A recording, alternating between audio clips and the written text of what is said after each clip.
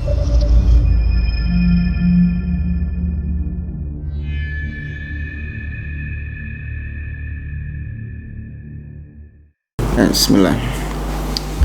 Assalamualaikum warahmatullahi wabarakatuh. Innal hamdalillah nahmaduhu wa nasta'inuhu wa nastaghfiruh wa na'udzu billahi ta'ala min shururi anfusina wa min sayyiati a'malina. Man yahdihillahu fala mudhillalah wa man yudlil fala hadiyalah. Wa asyhadu an la ilaha illallah wahdahu la syarikalah wa asyhadu anna Muhammadan abduhu wa rasuluh. Ya ayyuhalladzina amanu taqullaha haqqa tuqatih wa la tamutunna illa wa antum muslimun. Ya ayyuhan nasu taqu rabbakumul ladzi khalaqakum min nafsin wahidah wa khalaqa minha zawjaha wa batha minhuma rijalan katsiran wa nisaa'a wattaqullaha alladzi tasaaluna bihi wal arham innallaha kana 'alaikum raqiba. Ya ayyuhalladzina amanu taqullaha wa qulu qawlan sadida yuslih lakum a'malakum wa yaghfir lakum dhunubakum wa may yuti'illaha wa rasulahu faqad faza fawzan 'azima. Amma ba'd. Fa inna asdaqal hadithi kitabullah wa khairal hadi hadi Muhammadin sallallahu alaihi wasallam wa syarrul umuri muhdatsatuha wa kullu muhdatsatin bid'ah wa kullu bid'atin dhalalah wa kullu dhalalatin finnar. Ma'asyiral muslimin, ikhwani fillah wa akhwati rahimani wa rahimakumullah. Alhamdulillah, Allah Subhanahu wa taala masih melimpahkan kepada kita nikmat-nikmatnya. Kita masih diberikan nikmat sehat, kita masih diberikan nikmat waktu, dan yang lebih berharga, kita masih diberikan nikmat iman. Kita masih dijadikan oleh Allah Subhanahu wa taala hamba-hambanya yang beriman, yang berjalan di atas sunnah Nabi SAW berdasarkan pemahaman para salafus saleh. Ini merupakan nikmat yang patut untuk kita syukuri. Kenapa? Karena berapa banyak di antara manusia yang Allah cabut nikmat imannya. Dia tidak lagi memiliki iman, dia tidak lagi memiliki akidah yang benar di dalam dirinya. Bahkan dia telah keluar dari agama Islam, menjadi orang-orang kafir. Nabi SAW telah menggambarkan hal ini dalam sabdanya. Beliau SAW mengatakan, badiru bil a'mali fitanan ka qita'il lailil mudlim yusbihur rajulu mu'mina wa yumsi kafira wa yumsi mu'mina wa yusbihu kafira yabi'u dinahu bi'aradin minad dunya. Kata Nabi, bergegaslah kalian untuk melaksanakan amal-amal kebaikan, karena akan datang satu fitnah seperti potongan malam yang gelap gulita. Apa fitnah itu? Seorang di pagi hari masih beriman, tapi sore harinya dia telah kafir. Atau seorang yang sore hari masih beriman, keesokan paginya dia telah kafir. Dia telah menjual agamanya demi untuk mendapatkan bagian dunia. Maka jamaah dimulakan oleh Allah Subhanahu wa taala, penting bagi kita untuk menjaga diri kita, jangan sampai kita terjerumus ke dalam perkara-perkara yang mungkar, perkara-perkara yang bisa menyebabkan akidah kita terkikis, menyebabkan tauhid kita rusak, bahkan menyebabkan keimanan kita hilang, kita masuk ke dalam jurang kekufuran. Nah, di antara perkara-perkara kemungkaran yang bisa menyebabkan keimanan kita hilang atau bisa menyebabkan iman kita terkikis adalah kemungkaran-kemungkaran yang terjadi di setiap akhir tahun, sebagaimana tahun-tahun sebelumnya. Ya, banyak di antara kaum muslimin yang melakukan perkara-perkara yang mereka tidak menyadari, atau bahkan ada yang sudah menyadari. Itu bisa menyebabkan terkikisnya akidah mereka. Nah, jemaah dimulakan oleh Allah Subhanahu wa taala, ya penting untuk kita menyampaikan tentang hal-hal seperti ini, disebabkan kita meyakini apapun yang kita lakukan di dunia ini, baik itu perkara-perkara yang merupakan kebaikan, amal-amal soleh, atau perkara-perkara yang keburukan, merupakan kemungkaran, itu semuanya ada pertanggungjawabannya di sisi Allah Subhanahu wa taala. Ada bobot nilainya di sisi Allah Azza wa Jalla. Allah mengatakan, "Faman ya'mal mithqala dzarratin khairan yarah wa man ya'mal mithqala dzarratin syarran yarah." Barang siapa yang beramal kebaikan meskipun sebesar dzarrah, maka dia pasti akan melihat hasil dari kebaikan itu. Tapi barang siapa yang mengerjakan amal keburukan meskipun sekecil dzarrah, maka dia akan melihat hasil daripada keburukan tersebut. Maka kita ingin menyampaikan hal ini sebagai bentuk watawassaw bil haqqi watawassaw bis sabr. Karena seorang muslim saling menasihati satu dengan yang lain, saling mengingatkan di atas kebaikan dan di atas kesabaran dalam beribadah kepada Allah Subhanahu wa taala. Jamaah ini dimuliakan oleh Allah, perlu antum ketahui bahwa yang namanya kemungkaran, baik itu syirik kepada Allah ataupun kebid'ahan ataupun kemaksiatan, itu tidak boleh dibiarkan, ya, tidak boleh dibiarkan begitu saja terjadi di tengah-tengah kita. Bahkan terjadi di dalam keluarga kita atau terjadi dalam diri kita sendiri, naudzubillah. Ya, namanya kemungkaran itu harus diperangi. Nah, namanya kemungkaran ini bisa mendatangkan efek yang luar biasa.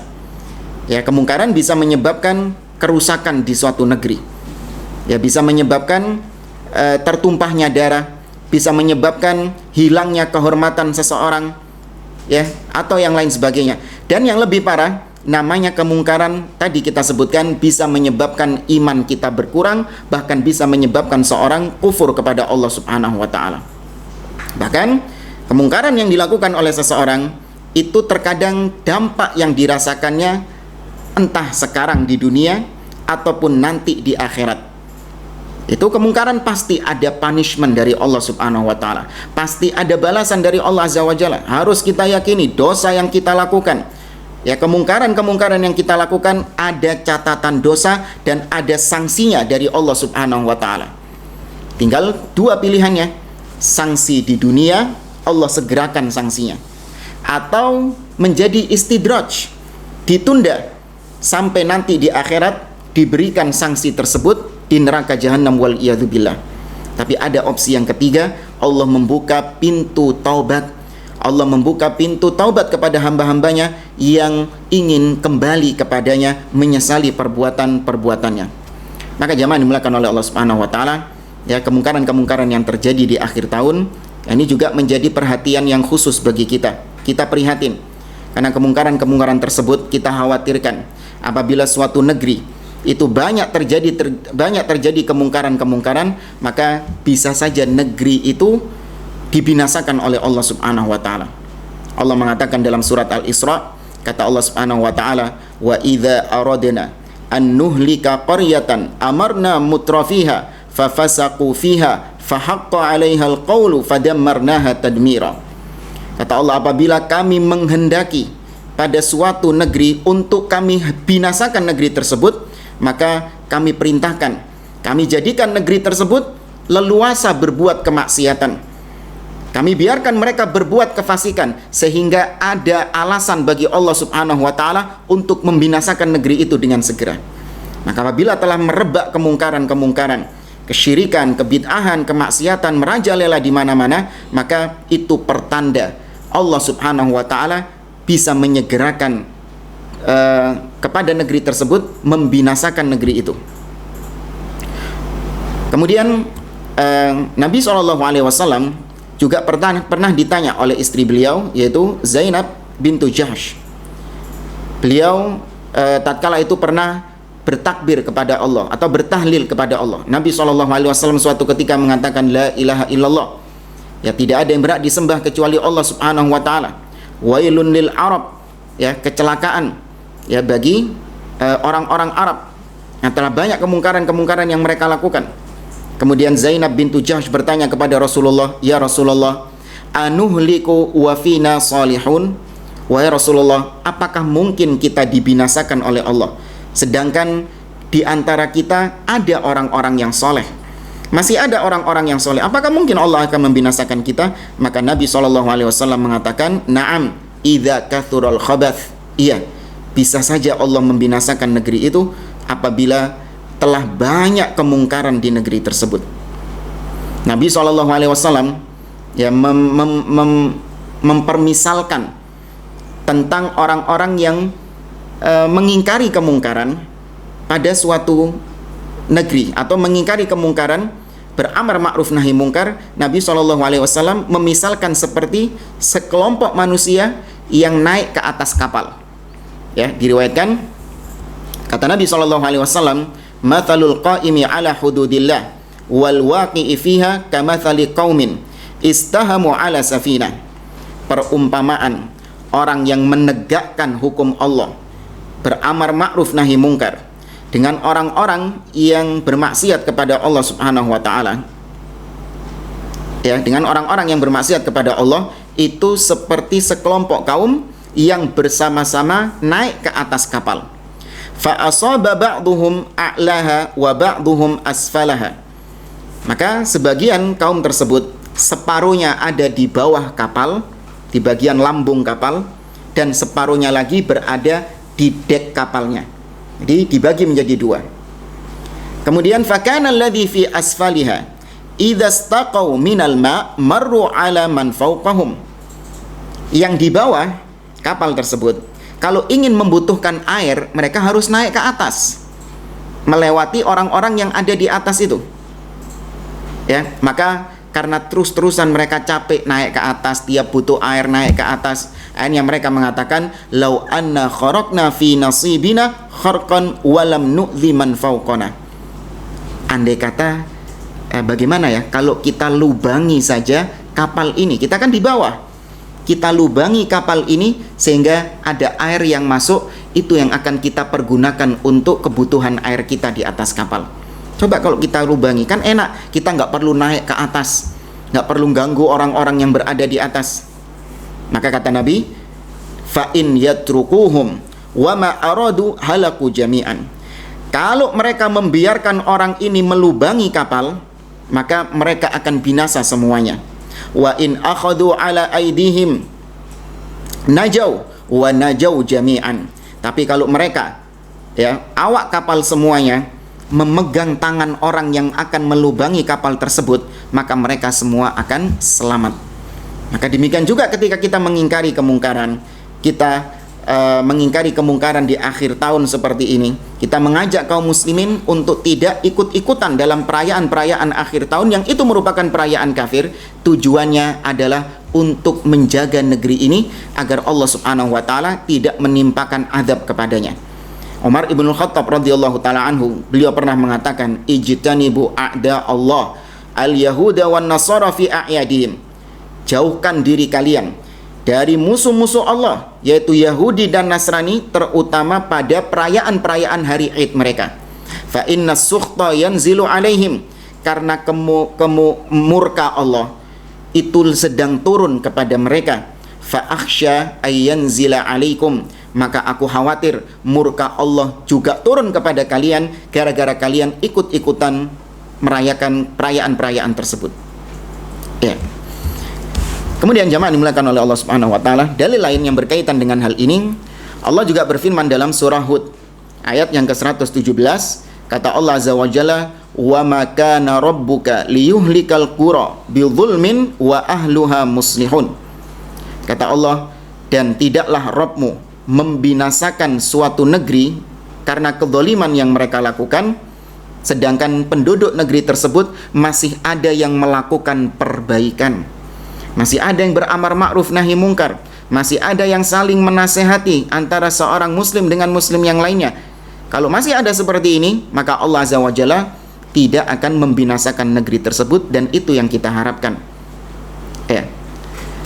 Kemudian dalam surah Al-Anfal, Allah Subhanahu wa taala menceritakan tentang orang-orang kafir dari kalangan musyrikin Quraisy yang mereka pernah menantang Allah Subhanahu wa taala untuk menurunkan azab kepada mereka. Allah sebutkan dalam surah Al-Anfal ayat 32, "Wa id qalullahumma in kana hadza huwal haqqu min 'indik fa amtir 'alaina hijaratan minas sama' aw i'tina bi'adzabin alim." Kata mereka, "Ya Allah, apabila memang benar apa yang dibawa oleh Muhammad ini adalah sebuah kebenaran yang datang dari sisimu, kalau memang Muhammad ini membawa kebenaran darimu, maka hujani kami batu dari langit, atau berikan kami azab yang pedih, siksa yang pedih." Ini permintaan orang-orang Quraisy untuk dihujani batu dari langit. Mereka menantang Allah Subhanahu wa taala. Seharusnya mereka mendapatkan hal itu. Namun kenapa kok tidak Allah hujani mereka dengan batu? Perhatikan ayat setelahnya. Wa ma kana Allahu liyu'adzibahum wa anta fihim. Dan Allah tidak mungkin membinasakan mereka, padahal seharusnya pantas itu. Allah nggak mungkin membinasakan mereka, sedangkan engkau wahai Muhammad masih berada di tengah-tengah mereka. Artinya Nabi masih melakukan perbaikan, Nabi masih melakukan amar ma'ruf nahi mungkar, maka Allah nggak mungkin mengazab mereka.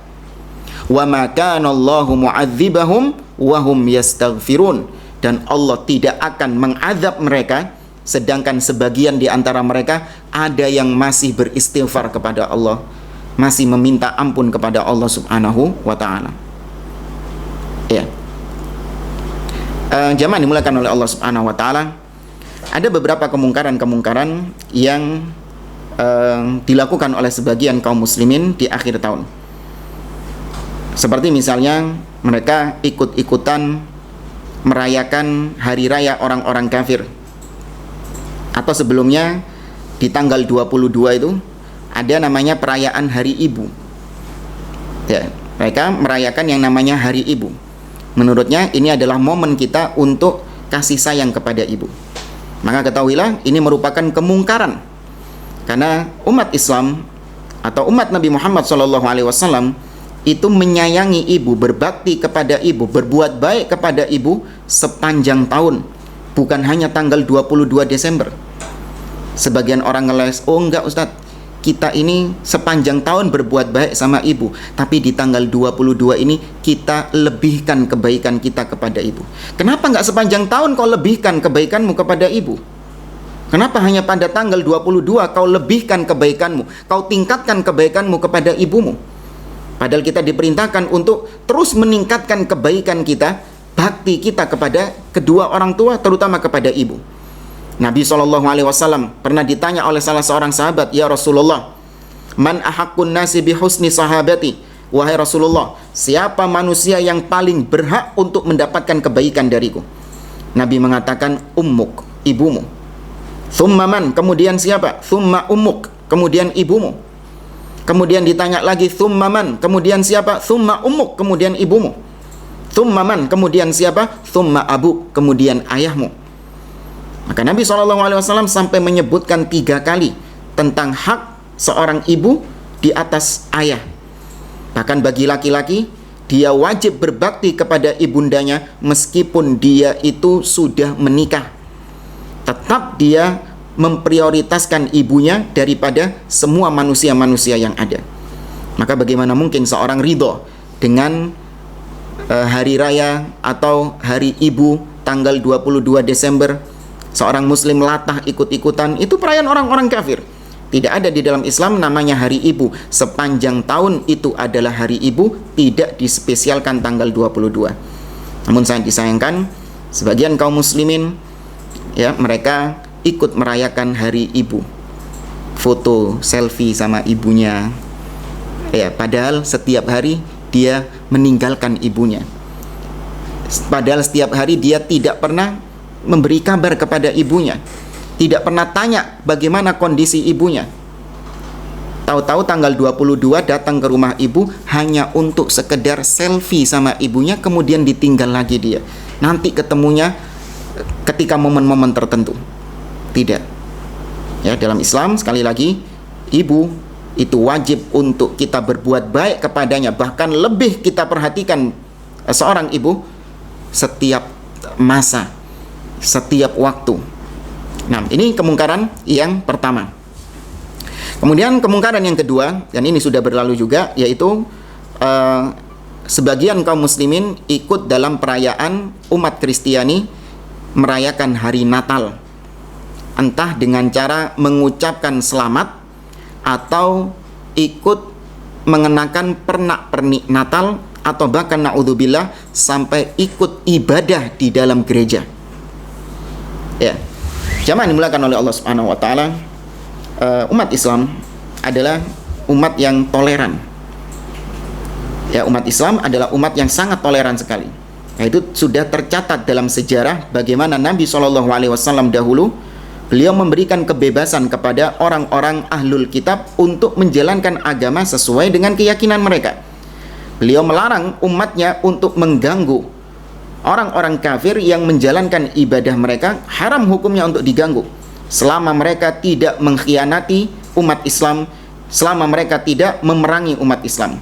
Namun yang terjadi, orang-orang Yahudi dahulu di kota Madinah, meskipun mereka sudah dijamin boleh melaksanakan ibadah mereka, tidak dipaksa untuk masuk Islam, mereka mengkhianati perjanjian tersebut. Maka wajar kalau mereka diperangi oleh Nabi SAW atas pengkhianatan mereka, ya terutama ketika perang Al-Ahzab, ya terutama ketika perang Ahzab. Itu bukan Nabi yang disalahkan karena Nabi nggak toleransi, tidak. Mereka terlebih dahulu yang membatalkan perjanjian, ya mereka yang membatalkan perjanjian. Maka umat Islam diperintahkan untuk berbuat baik kepada orang-orang kafir, haram untuk mengganggu mereka. Nabi SAW mengatakan, man qatala mu'ahadan lam yaruh raihatal jannah. Barang siapa yang membunuh orang kafir yang dijamin keamanannya di negeri tersebut, kemudian dia bunuh, maka dia tidak akan bisa mencium bau surga. Allah Azza wa Jalla mengatakan dalam surah Al-Mumtahanah, la yanhakumullah 'anil ladzina lam yuqatilukum fid din wa lam yukhrijukum min diyarikum an tabarruhum wa tuqsitu ilaihim innallaha yuhibbul muqsitin. Allah tidak melarang kalian untuk kalian berbuat baik, berbuat adil kepada orang-orang kafir sepanjang mereka tidak memerangi kalian dan tidak mengusir kalian dari rumah-rumah kalian. Sesungguhnya Allah mencintai orang-orang yang berbuat adil. Maka boleh tetangga kita yang misalnya membutuhkan bantuan kita dalam urusan-urusan duniawi, bukan dalam urusan agama mereka, maka boleh kita membantunya. Terlebih lagi dengan harapan supaya bisa menarik hatinya untuk masuk ke dalam Islam. Maka ini jamaah yang dimuliakan oleh Allah, kita berbuat baik kepada orang-orang kafir sepanjang masa. Jangan berbuat baik kepada mereka dalam momen-momen tertentu. Maka kalau seperti itu wajar kalau Anda dikatakan nggak toleransi, karena Anda cuma baik ketika perayaan-perayaan mereka saja. Enggak, kita berbuat baik kepada mereka sepanjang masa selama itu bukan dalam urusan akidah. Kalau dalam urusan akidah jelas konsep kita. Allah mengatakan dalam surah Al-Kafirun, qul ya ayyuhal kafirun, katakan wahai orang-orang kafir, la a'budu ma ta'budun, aku tidak akan menyembah apa yang kalian sembah, wala antum a'biduna ma a'bud, dan kalian tidak akan menyembah apa yang aku sembah. Sampai pada akhir ayat Allah mengatakan lakum dinukum waliyadin, ya bagi kalian agama kalian, silahkan kalian menjalankan, aku tidak akan mengganggunya. Dan bagiku agamaku, silahkan aku menjalankannya, dan jangan kalian mengganggu apa yang aku yakini. Ya, ini konsep kita, pertengahan Ahlussunnah antara orang-orang liberal yang mereka mengatakan kita harus toleransi dengan cara mengucapkan selamat kepada mereka atau masuk ke gereja mengikuti perayaan-perayaan mereka karena anggapannya semua agama sama. Enggak, kita enggak seperti itu. Dan kita pertengahan juga dari kubu yang sebelahnya, yaitu orang-orang Khawarij. Mereka yang mengganggu orang kafir dalam melaksanakan ibadah mereka, sebagaimana yang pernah terjadi di negeri kita, yang ngebom gereja atau membunuh, menghalang-halangi mereka dalam melaksanakan ibadah mereka. Ini juga kita berlepas diri dari mereka, namun kita pertengahan, ya, kita tidak ikut-ikutan dan kita juga tidak mengganggu. Ini toleransi kita. Jamaah yang dimuliakan oleh Allah, bagaimana dengan sikap sebagian orang yang mereka hanya sebatas mengucapkan selamat, ya, mereka nggak ikut-ikutan, mereka nggak ikut masuk gereja, tapi hanya sekedar mengucapkan selamat, yaitu selamat Natal. Hadirin yang dimuliakan atau jamaah yang dimuliakan oleh Allah Subhanahu wa taala, perlu kita ketahui yang dimaksud dengan Natal atau Christmas itu artinya adalah kelahiran. Ya, arti dari Natal itu adalah kelahiran. Karenanya kita sering mendengar di kampus-kampus atau di sekolah-sekolah ada yang namanya disnatalis. Itu artinya adalah merayakan, memperingati hari lahirnya sesuatu. Entah hari lahirnya, hari jadinya kampus, atau hari jadinya suatu perusahaan, atau hari jadinya sebuah apalah perusahaan atau komunitas tertentu. Itu disebut disnatalis, hari kelahiran. Nah, kalau ibadah Natal atau kalau perayaan Natal, hari raya Natal, kelahiran siapa? Tidak lain tidak bukan adalah kelahiran Nabi Isa yang mereka sebut sebagai Jesus, mereka sebut sebagai Yesus, yang itu mereka anggap sebagai anak Allah. Yang pertama, ya, mereka anggap Yesus sebagai, Nabi Isa sebagai anak Allah. Ini diingkari oleh Allah Subhanahu wa taala. Sebagaimana datang dalam surah At-Taubah, Allah mengatakan, wa qalatil yahud Uzair ibnullah wa qalatin nasara al-masih ibnullah dzalika qauluhum bi afwahihim yudahi'unal qaulal ladzina kafaru min qabl. Orang Yahudi mengatakan Uzair anak Allah, Nasrani mengatakan Al-Masih adalah anak Allah. Diingkari sama Allah Subhanahu wa taala. Itulah ucapan-ucapan yang mereka ucapkan dengan mulut mereka, meniru ucapan orang-orang kafir sebelum mereka. Kemudian Yesus mereka anggap sebagai satu dari 3 oknum Tuhan. Itu juga diingkari dalam firman Allah Subhanahu wa taala, laqad kafaral ladzina qalu innallaha tsalitsu tsalatsa. Sungguh telah kafir orang yang mengatakan Allah itu salah satu dari 3 oknum Tuhan. Dan Yesus mereka anggap yang ketiga sebagai Allah itu sendiri. Yesus sebagai Allah itu sendiri. Yesus itu Allah, Allah itu Yesus. Allah juga mengingkari hal ini dalam firman-Nya, laqad kafaral ladzina qalu innallaha huwal masih ibnu Maryam. Sungguh telah kafir orang-orang yang mengatakan bahwa Allah adalah Al-Masih ibnu Maryam, yaitu Nabi Isa alaihissalam. Maka ketika perayaan Natal, hari raya Natal, itu sedang merayakan Yesus sebagai 3 keyakinan tadi, sebagai anak Tuhan, sebagai Tuhan itu sendiri, dan sebagai salah satu dari 3 oknum Tuhan. Ini keyakinan mereka, hak mereka untuk meyakini seperti itu. Kita tidak ikut campur dalam hal tersebut. Namun sebagian kaum muslimin yang kita sayangkan, mereka latah mengatakan selamat Natal, Merry Christmas. Ini berarti ketika mengucapkan selamat Natal, berarti setuju atau enggak setuju, diyakini atau tidak diyakini, itu menunjukkan dia ridho dengan 3 perkara ini. Yang tadi kita sebutkan, Yesus anak Tuhan, Yesus itu Allah itu sendiri, dan Yesus itu adalah salah satu dari 3 oknum Tuhan. Padahal kita sering familiar dengan firman Allah, lam yalid walam yulad, yang setiap muslim insya Allah saya yakin pasti hafal dengan ayat tersebut. Namun apa jadinya? Yang setiap hari dia mengatakan lam yalid walam yulad, namun ketika hari ini dia tidak bisa menahan dirinya untuk mengingkari apa yang dia baca lam yalid walam yulad. Dia katakan selamat Natal, selamat atas kelahiran anak Tuhan, wal iyadu billah. Maka jamaah yang dimuliakan oleh Allah Subhanahu wa taala, Al-Imam Ibnul Qayyim Al-Jauziyah menukil ijma', kesepakatan bahwa para ulama sepakat tentang haramnya mengucapkan selamat atas perayaan orang-orang kafir. Nah, ini dinukilkan oleh Imam Ibnul Qayyim dalam kitabnya Ahkam Ahli Dhimmah. Beliau mengatakan, wa amma at-tahni'ah bi sya'airil kufri al-mukhtasati bihi fahuwa haramun bil ittifaq. Adapun mengucapkan selamat atas syiarnya kekufuran, yang itu merupakan kekhususan mereka, maka haram hukumnya secara ijma', kesepakatan para ulama-ulama kaum muslimin. Bahkan beliau mengatakan, mengucapkan selamat fahuwa bimanzilati liman yasjudu lis-sholib. Orang yang mengucapkan selamat itu sama dengan orang yang mengucapkan selamat karena dia sujud kepada salib. Mengucapkan selamat Natal berarti dia mengucapkan selamat atas penyembahan kalian terhadap salib itu. Padahal itu syirik dalam agama kita. Bahkan lebih dahsyat beliau mengatakan, kata Imam Ibnul Qayyim Al-Jauziyah rahimahullahu ta'ala, beliau mengatakan, bal huwa asyaddu ithman indallah wa asyaddu maqtan min ayyuhanni'uhu bisyurbil khamr au biqatlin nafs au birtikabil farjil muharram. Mengucapkan selamat Natal itu lebih besar dosanya, a'dhamu ithman, lebih besar dosanya, wa asyaddu maqtan, dan lebih buruk di sisi Allah Subhanahu wa taala daripada mengucapkan selamat kepada peminum khamr, daripada mengucapkan selamat kepada pembunuh, daripada mengucapkan selamat kepada pezina. Orang yang berakal nggak mungkin ada orang yang minum khamar, kemudian dia katakan selamat mabuk. Ada orang yang berzina, dia mengatakan selamat atas perzinahan Anda. Ini nggak mungkin.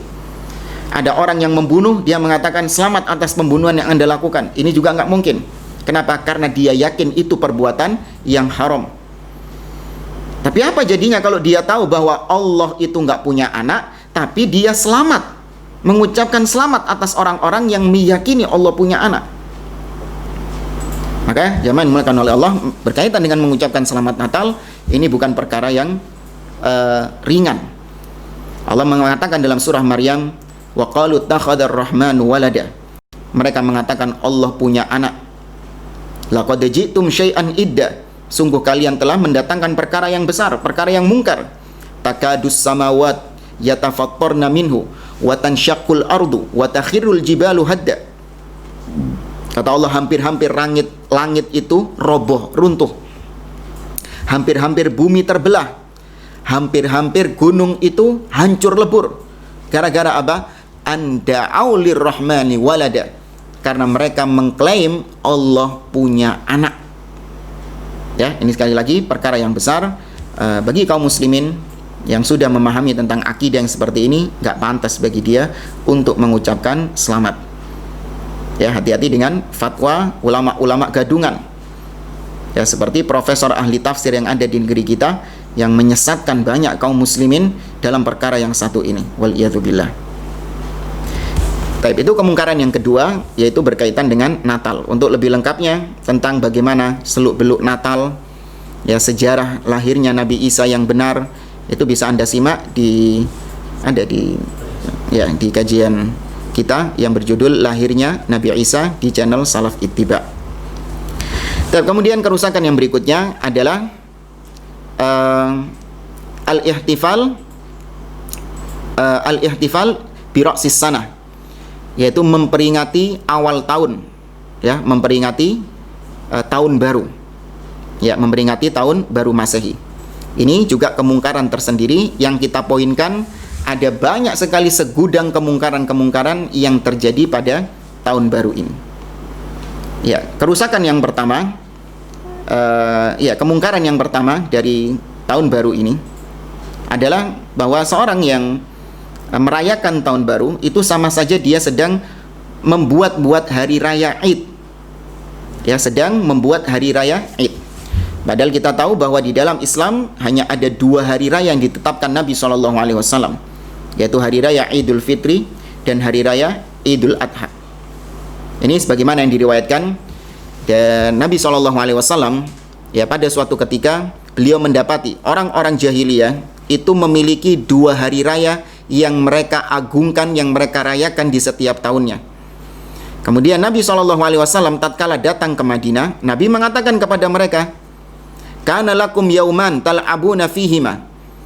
Dahulu kalian memiliki 2 hari raya yang kalian bersenang-senang di hari raya tersebut. Wa qad abdalakum bihima khairan minhuma.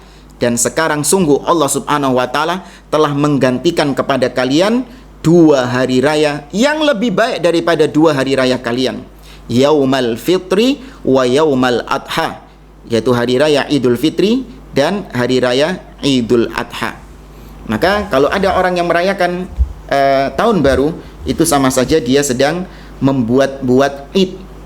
Ya, membuat-buat Id. Ya, dikatakan Id karena Id itu berulang terus setiap tahunnya. Dia sudah agendakan tiap tahun kita rayakan ini. Dia ke villa, ya, atau dia pokoknya dijadikan agenda rutin tahunan sama dia.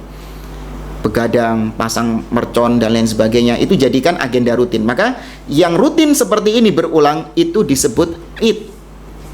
Ya, disebut Id karena rutin berulang. Entah itu bentuknya ritual ibadah atau bentuknya kegiatan-kegiatan tertentu, ya, yang itu merupakan menyemarakkan tahun baru tersebut. Ya, ini yang pertama. Kemudian masih tentang tahun baru, di antara kemaksiatan yang terjadi pada tahun baru adalah bahwa tahun baru ini adalah perbuatan tasyabbuh bil kufar, ya, menyerupai orang-orang kafir.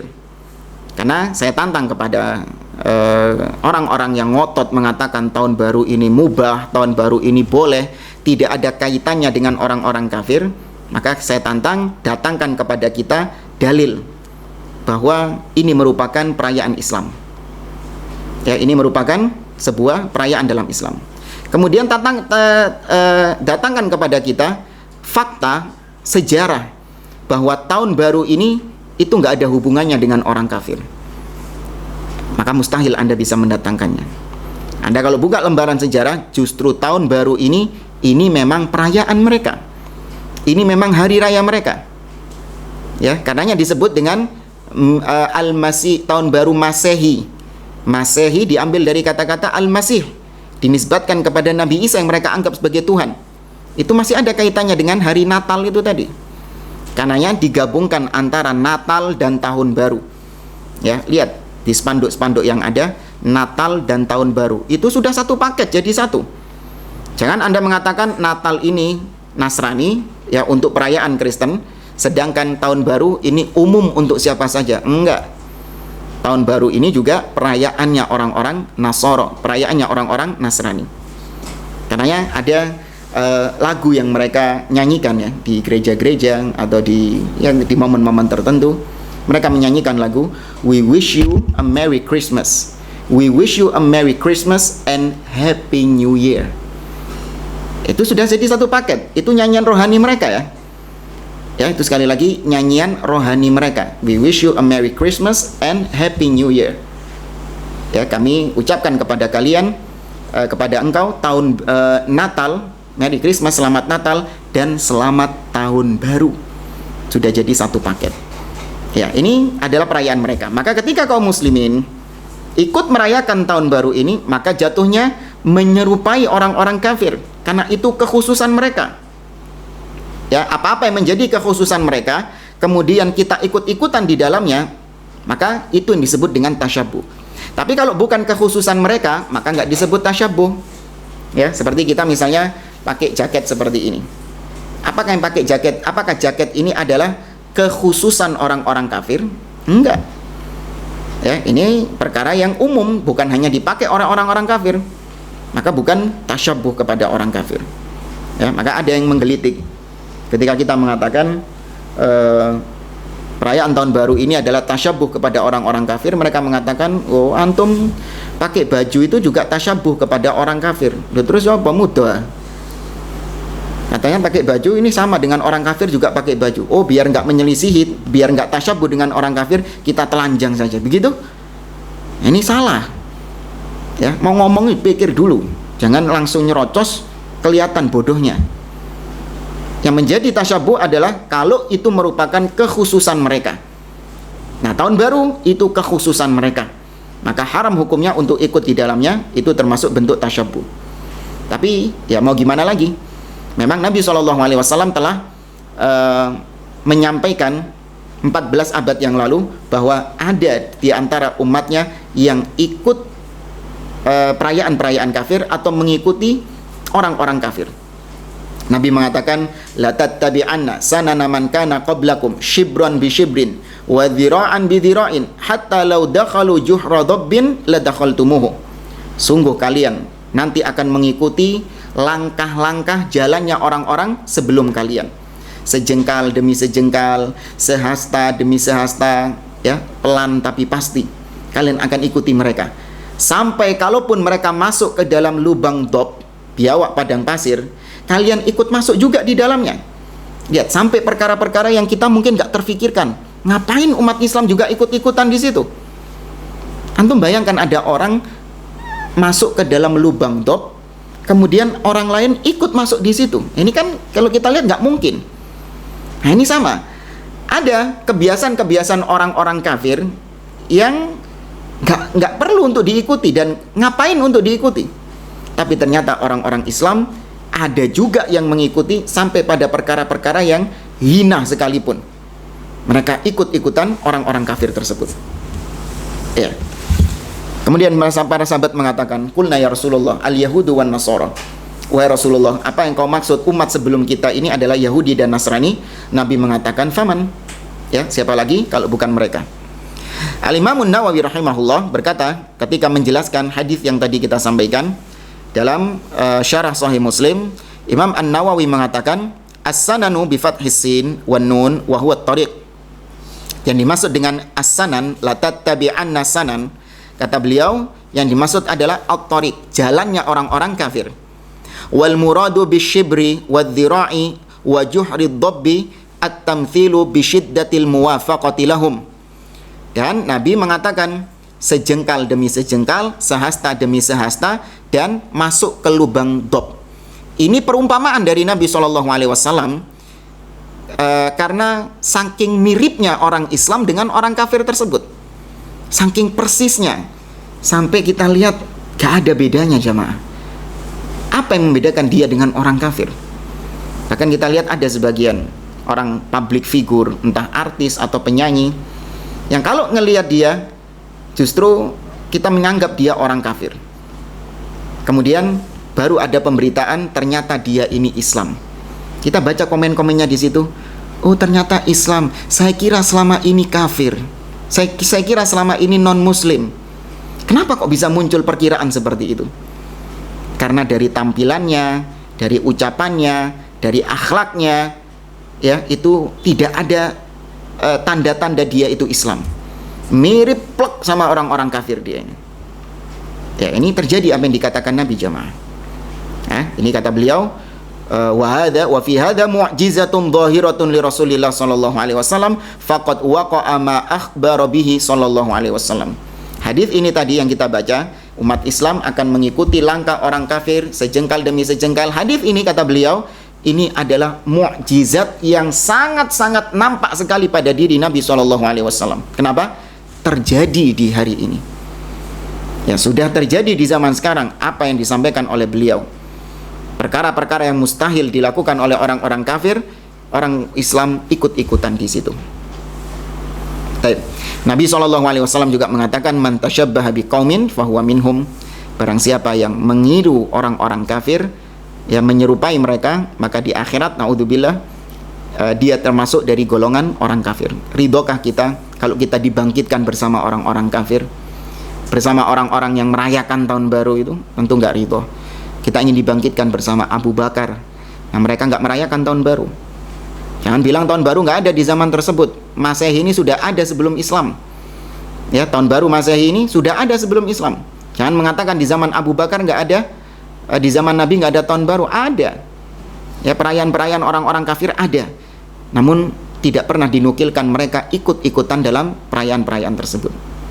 Ya, maka kita ingin dibangkitkan bersama para sahabat, ya, para ulama yang mereka tidak ikut tahun baruan.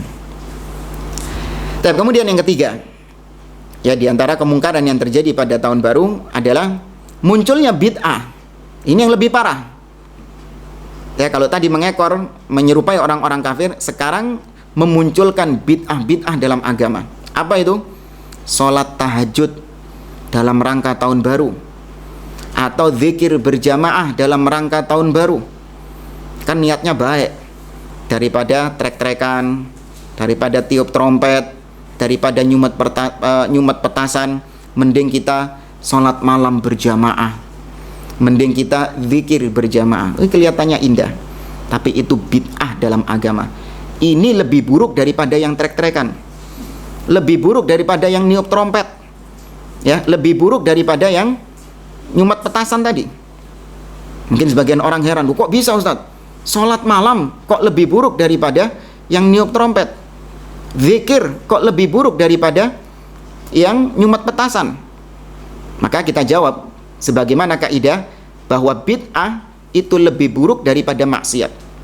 Nyumet petasan, niup trompet itu maksiat. Tapi kalau yang satu ini, itu adalah bid'ah di dalam agama. Mengkhususkan ibadah di hari yang agama tidak pernah mengkhususkannya. Mengkhususkan sholat malam dalam rangka tahun baru. Kita nggak mempermasalahkan sholat malamnya. Tapi yang kita permasalahkan adalah mengkhususkan sholat malam di tahun baru. Itu bid'ah dalam agama. Demikian juga dengan berzikir, apalagi dengan doa-doa yang sudah disusun, ya, dengan doa-doa yang sudah disusun seakan-akan ini katanya doa akhir tahun dan doa awal tahun. Ini bid'ah dalam agama.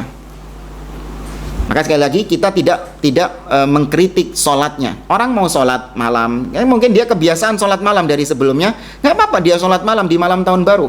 Tapi jangan ada embel-embel motivasinya ya, saya sholat malam ini karena hari ini tahun baru, karena malam ini tahun baru.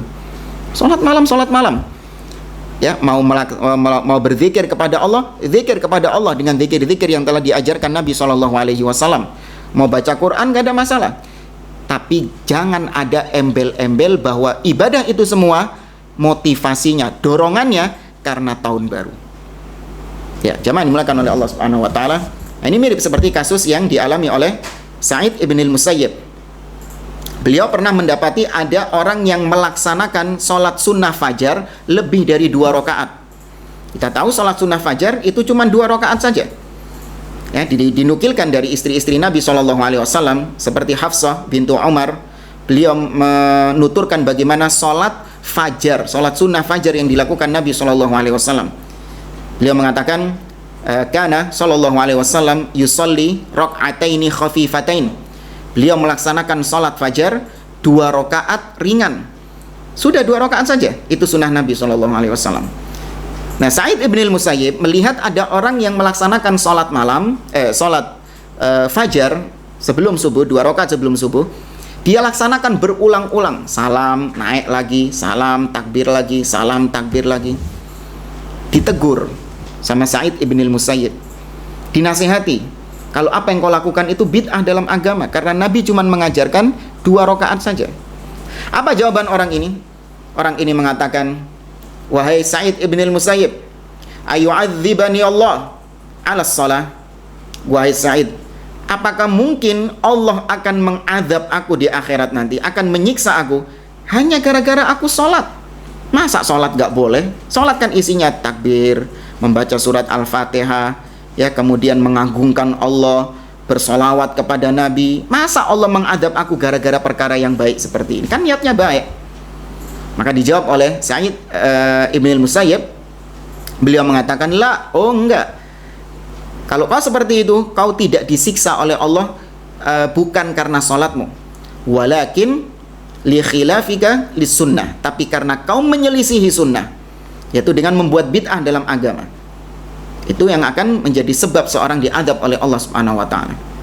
Maka hati-hati, jangan cuman modal niat. Kan yang penting niatnya baik, Ustadz, merayakan tahun baru. Daripada nyumat mercon, lebih baik kita di masjid sholat malam berjamaah. Kan niatnya baik.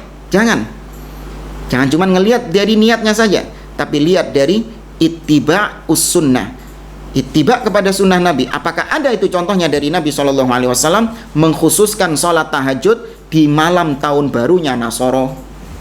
Malam tahun barunya Islam saja gak ada perayaan-perayaan khusus, gak ada ibadah-ibadah khusus. Itu tahun baru Islam itu, apalagi tahun baru bukan Islam.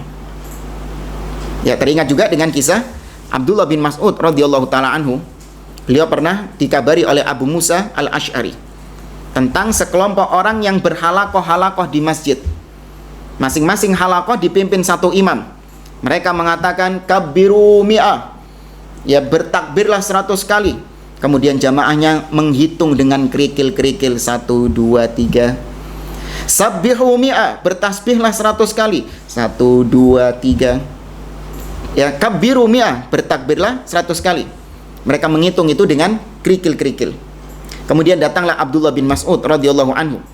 Abdullah bin Mas'ud, ya, kemudian mengatakan kepada mereka, kata Abdullah bin Mas'ud, ma hadzal ladzi arakum tasnaun.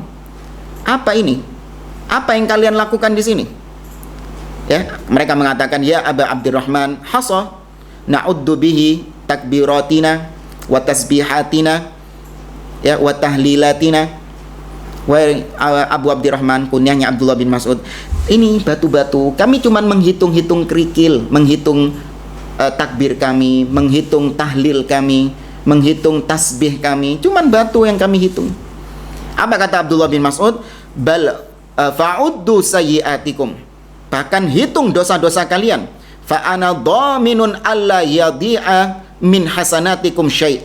Maka aku jamin, ya, tidak akan kebaikan-kebaikan kalian itu disia-siakan oleh Allah Subhanahu wa taala. Kalau itu memang perbuatan baik, maka tidak akan ada kebaikan yang Allah sia-siakan. Kemudian Abdullah bin Mas'ud memberikan peringatan, waihakum ya ummat Muhammad, celaka kalian wahai umat Muhammad, ma asra'a halakatakum, alangkah cepatnya kalian binasa. Haula'i ashabu Rasulillah sallallahu alaihi wasallam mutawafirun. Lihat para sahabat-sahabat Nabi masih ada di tengah-tengah kita mereka. Wa hadhihi aniyatuhu lam tuksar, dan bejana-bejana Nabi masih belum rusak.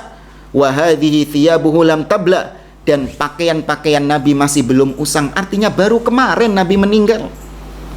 Kok cepet kalian ini tersesat? Alangkah cepatnya kalian menyimpang dari jalan Nabi.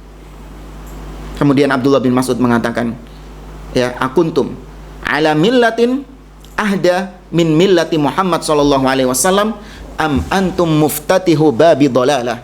Kalian cuman punya dua pilihan.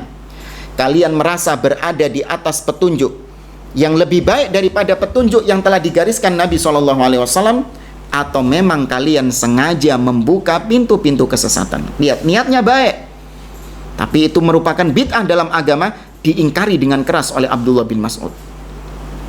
Kemudian mereka mengatakan, ya Aba Abdurrahman, ma aradna illal khair. Wahai Abdullah bin Mas'ud, kan niat kita ini baik, kami tidak menginginkan kecuali kami menginginkan kebaikan. Apa kata beliau? Wa kam mim muridin lil khair la yusibah. Berapa banyak orang-orang yang ingin kebaikan, ingin pahala, tapi dia tidak mendapatkan pahala itu karena caranya yang salah. Ya, karena caranya yang salah. Baik. Kemudian masih tentang tahun baru. Ketika seorang ikut dalam merayakan tahun baru, itu terkadang orang yang merayakan tahun baru, dia itu kebanyakan adalah orang-orang yang lolos sholat subuhnya. Atau memang dia sejak sebelum tahun baru orang yang banyak meninggalkan sholat. Padahal kita tahu bahwa meninggalkan sholat 5 waktu, para ulama sampai berbeda pendapat apakah orang ini kafir ataukah tidak. Ya, kalaupun kita mengambil pendapat yang tidak kafir, minimal itu kabirah min kabairid dzunub. Itu merupakan salah satu dosa besar. Ya, salah satu dosa besar. Ya, di antara ulama-ulama yang menganggap meninggalkan sholat itu adalah perbuatan kafir, perbuatan kufur, dan orangnya auto murtad adalah sabda Nabi SAW, al-ahdu bainana wa bainahum as-shalah faman tarakaha faqad kafar. Ya, perjanjian antara kami dengan mereka, yaitu dengan orang-orang kafir, adalah sholat. Barang siapa yang meninggalkannya, maka dia telah kafir. Ini diantara dalil para ulama yang mengkafirkan orang yang meninggalkan sholat. Maka kita lihat perayaan tahun baru. Mereka setelah merayakan tahun baru, apakah mereka datang ke masjid-masjid untuk melaksanakan sholat? Ya, apakah mereka memenuhi panggilan Allah, hayya 'alas shalah, hayya 'alas shalah? Padahal ketika tahun baru, mereka make a wish. Mereka membuat harapan-harapan supaya nanti tahun depan kita menjadi pribadi yang lebih baik, kita menjadi begini. Mereka menaruh harapan besar pada tahun yang akan datang. Mereka tulis wish list. Mereka tulis harapan-harapan yang mereka ingin capai di tahun berikutnya, di tahun baru tersebut.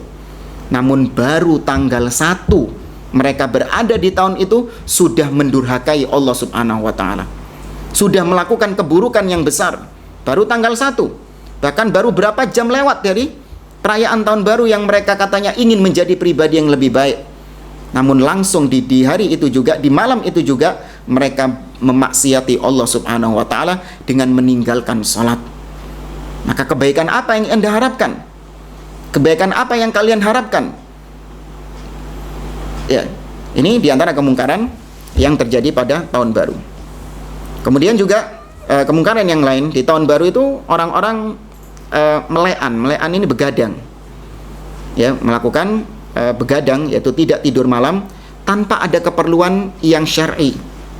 Padahal kita tahu begadang tanpa ada keperluan yang syar'i itu hukumnya makruh. Nabi SAW membenci seorang untuk dia duduk-duduk atau nongkrong setelah sholat isya. Itu dibenci oleh Nabi. Karena Nabi kebiasaannya beliau setelah selesai sholat Isya, beliau tidur di awal malam supaya di pertengahan malam beliau bisa bangun untuk melaksanakan sholat malam kepada Allah Subhanahu wa ta'ala. Kemudian kerusakan yang lain, tatkala perayaan tahun baru, ya berapa banyak orang-orang wanita-wanita yang mengumbar auratnya, bahkan mereka berzina, ya mereka melakukan perzinahan di tahun tersebut. Dan bahkan orang tua, ya para orang tua, mereka seakan-akan membiarkan putrinya dibawa oleh lelaki yang dia sendiri mungkin ada kekhawatiran dalam dirinya, cuman karena dia beranggapan, orang tua beranggapan, ya kan namanya anak muda Ustadz, biarkan bersenang-senang. Sebagian orang tua beranggapan demikian. Padahal kalau kita lihat potret wanita-wanita salaf di zaman dahulu, itu sampai diriwayatkan banyak di antara mereka yang tidak keluar rumah sampai mati kecuali cuma 3 kali saja. Ini kebiasaan para salaf terdahulu. Mereka benar-benar mengamalkan firman Allah tentang wanita, waqarna fi buyutikunna wala tabarrujna tabarrujal jahiliyatil ula. Ya, mereka benar-benar mengamalkan firman Allah bahwa wanita-wanita itu wajib menetap di rumah. Itu hukumnya secara asal. Dengan kata perintah, waqarna, menetaplah kalian di rumah-rumah kalian. Sebagaimana kaidah usul fikih, al-amru yadullu 'alal wujub. Perintah, kalau ada perintah di dalam Al-Quran, itu hukum asalnya wajib perintah itu untuk dikerjakan. Maka wanita menetap di rumah, itu hukumnya wajib. Boleh dia keluar kalau ada keperluan-keperluan mendesak. Lihat para salaf dahulu, diriwayatkan mereka tidak keluar rumah kecuali 3 saja. Yang pertama, mereka keluar rumah ketika mereka menikah dan pindah ke rumah suami mereka, dibawa oleh suami mereka. 1, keluar rumah pertama. Keluar rumah kedua, yaitu mereka keluar rumah ketika melaksanakan ibadah haji ke Baitullah, ke Mekah. Dan keluar rumah yang ketiga adalah ketika jenazahnya diantar ke pemakaman. Selebihnya mereka menghabiskan waktunya di rumah. Itu kebiasaan potret para salaf terdahulu. Maka ya jauh kalau kita bandingkan dengan wanita-wanita di zaman sekarang. Namun minimal, ya terutama di hari-hari raya orang-orang kafir seperti ini, tahan anak Anda, ya jangan sampai mereka dibiarkan dibawa oleh laki-laki yang akan menodai anak Anda. Ya terjadi perzinahan di situ jamaah. Orang tua bertanggung jawab, ditanya oleh Allah Subhanahu wa taala atas kemungkaran-kemungkaran yang dilakukan oleh putrinya. Jangan jadi bapak yang dayuth, yang membiarkan keluarganya berbuat kemungkaran dan dia ridho dengan kemungkaran tersebut. Nabi SAW mengancam, "Thalathatun qad harramallahu alaihil jannah." Ya, ada 3 golongan yang Allah haramkan surga atasnya. Salah satunya kata Nabi, "Wad-dayyuth alladhi yuqirru fi ahlihil khabath." Yaitu suami-suami dayuth yang membiarkan anggota keluarganya berbuat keburukan, kemaksiatan, dibiarkan sama bapaknya. Ya, maka Anda bertanggung jawab jaga putra-putri Anda dari kemungkaran-kemungkaran di akhir tahun. Kemudian tahun baru juga merupakan bentuk perbuatan yang mendolimi kaum muslim yang lain, mengganggu kaum muslimin yang lain dengan suara knalpotnya yang membisikkan telinga, membuat orang tidak bisa tidur. Ya, belum lagi petasan-petasannya, ya belum lagi trompet-trompetnya. Itu semua bentuk gangguan, mendolimi kaum muslimin, mendolimi manusia. Dan kita tahu perbuatan dolim diharamkan di dalam Islam. Kata Nabi SAW, "Al-muslim man salimal muslimuna min lisanihi wa yadihi."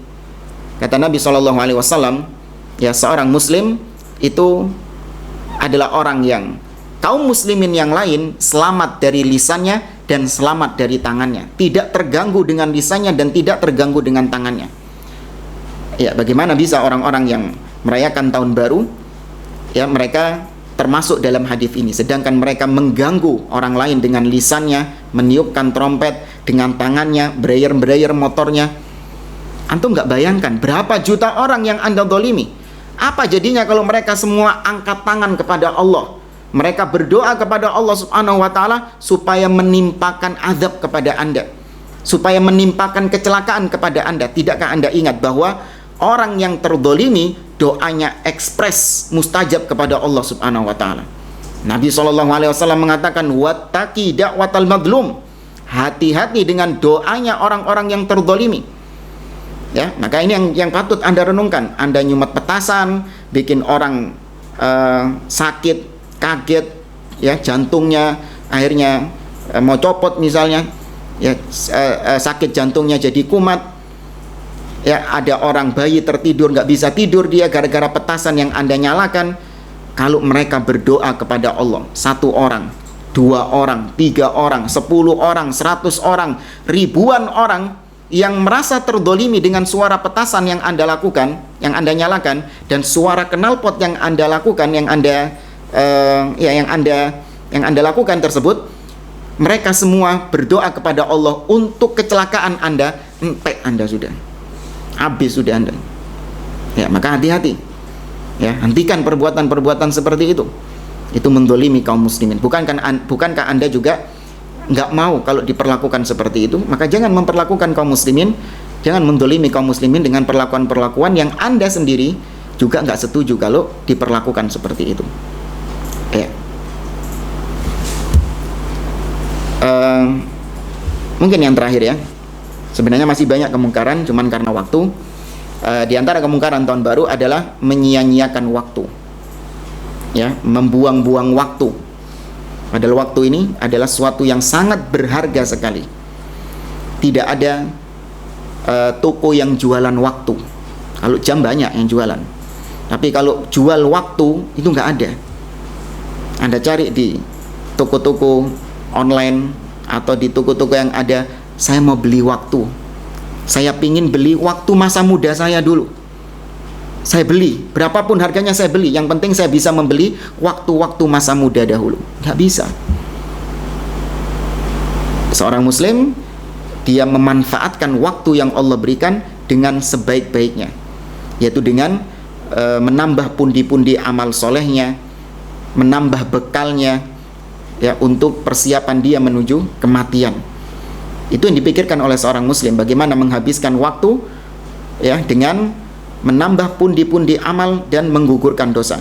Tapi kalau orang-orang yang tidak ada keimanan di dalam dirinya, maka dia menghabiskan waktu untuk menambah tumpukan-tumpukan dosanya, waliyadzubillah. Maka benar Nabi mengatakan, ni'matani maghbunun fihima katsirun minan nas. Ada 2 nikmat yang banyak manusia lalai, menyia-nyiakan 2 nikmat ini. As-sihhatu wal farah. Nikmat sehat dan nikmat waktu luang. Ya, maka jangan buang waktu Anda di malam tahun baru begadang. Padahal kalau dipikir-pikir secara akal saja bodoh. Ya, belani melekan malam cuma nunggu 1 detik. Iya, kan itu yang ditunggu-tunggu sama mereka. Ya, countdown. 5, 4, 3, 2, 1. Dari jam 23.59.59 ke jam 00.00.00. Cuman itu tok yang ditunggu, belani melekan malam. Ini longor. Ini kebodohan yang nyata. Kalau Anda nggak bisa disampaikan dengan dalil, ya sudah dengan logika. Ngapain gitu loh? Kecuali kalau Anda lembur kerja, masih mending dapat duit. Nah, ini cuman belani dia ini tidak tidur, padahal dia sedang butuh istirahat ketika itu, cuman menunggu momen 1 detik yang sama sekali nggak ada faedahnya. Saya tidak mengatakan ada sedikit faedah, sama sekali tidak ada faedahnya. Ya, maka min husni islamil mar'i tarkuhu ma la ya'ni. Di antara tanda baiknya keislaman seseorang, dia meninggalkan apa-apa yang tidak bermanfaat baginya. Ya, bukannya tidak bermanfaat, bahkan mendatangkan dosa, mendatangkan azab. Ya, maka wasiat saya kepada kaum muslimin, terutama kepada para bapak, para ibu, orang tua yang punya anak, terutama di masa-masa pandemi seperti ini, ya kebacut kalau masih ada yang merayakan tahun baru. Masih kurangkah azab yang Allah timpakan kepada kita berupa pandemi ini? Jangan Anda tambah dengan musibah-musibah yang lain. Ya, hentikan perbuatan-perbuatan seperti itu. Semoga Allah Subhanahu wa taala menjaga negeri ini, dan semoga Allah Subhanahu wa taala menjaga kaum muslimin dari tasyabbuh, mengekor kepada orang-orang kafir, dan mereka ditetapkan di atas iman, ditetapkan di atas akidah yang sahihah. Mungkin ini yang bisa kita sampaikan. Wallahu a'lam bishawab. Subhanakallahumma rabbana wa bihamdik asyhadu an la ilaha illa anta astaghfiruka wa atubu ilaik. Wa akhiru da'wana anil hamdulillahi rabbil alamin. Wassalamualaikum warahmatullahi wabarakatuh.